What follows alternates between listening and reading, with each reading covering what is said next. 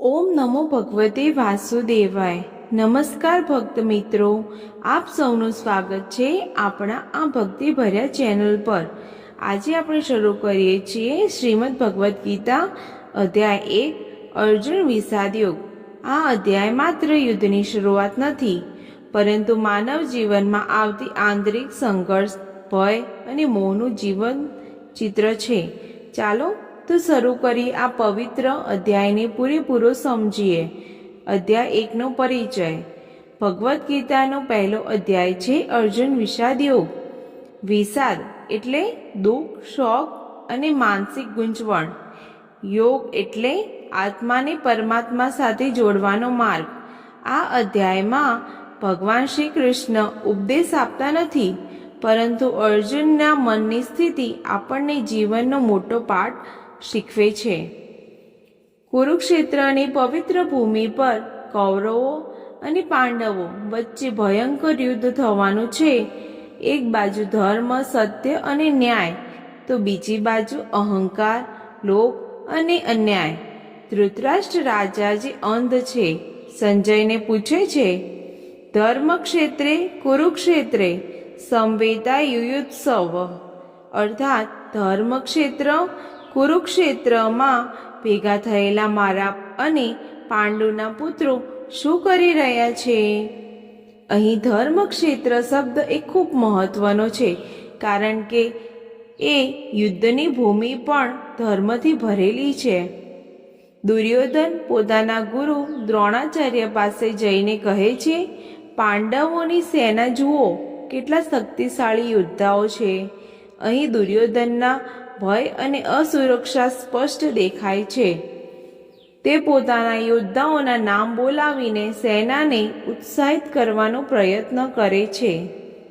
શંખનાદ થાય છે। યુદ્ધની શરૂઆત, જે બંને સેનાઓ શંખ ફૂંકે છે।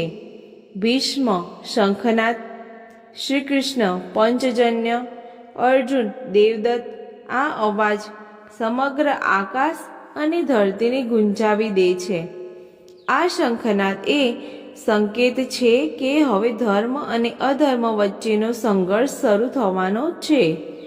અર્જુનનો વિષાદ એટલે કે અર્જુન શ્રી કૃષ્ણને કહે છે, હે કેશવ, મારું રથ બંને સેનાની વચ્ચે લઈ જાઓ।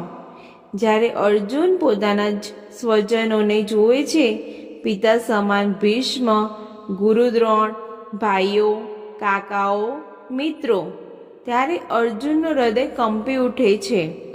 અર્જુન કહે છે, મારા અંગો શિથિલ થઈ રહ્યા છે, મોં સુકાઈ ગયું છે, ગાંડીવ હાથમાંથી સરકી જાય છે, શરીર કંપી રહ્યું છે। અર્જુન કહે છે, હું મારા સ્વજનોને મારીને રાજ્ય કે સુખ નથી ઈચ્છતો। જીવન સાથે જોડાયેલો જે સંદેશ છે, એમાં અર્જુન એક મહાન યોદ્ધા હોવા છતાં આ ક્ષણે સામાન્ય માનવી બની જાય છે।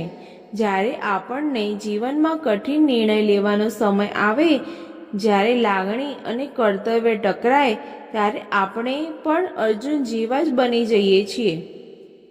અધ્યાય 1 એનો સાર એ આપણને શીખવે છે કે લાગણીમાં વહેતા નિર્ણય ખોટા થઈ શકે છે। મોહ માણસને કમજોરી બનાવે છે।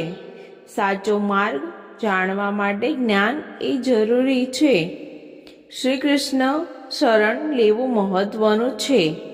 આ વિષાદમાં ગીતાના જ્ઞાનની શરૂઆત થાય છે। ભક્ત મિત્રો, આ અધ્યાય આપણને શીખવે છે કે દુઃખ અને ગુંચવણ પણ જીવનમાં નવા જ્ઞાનના દ્વાર ખોલે છે। આગામી અધ્યાયમાં ભગવાન શ્રી કૃષ્ણ અર્જુનને દિવ્ય જ્ઞાન આપશે। જો તમને આ વિડીયો ગમ્યો હોય તો તમે લાઈક કરો, ચેનલને સબસ્ક્રાઈબ કરો અને ગીતાના જ્ઞાનને અન્ય સુધી પહોંચાડો।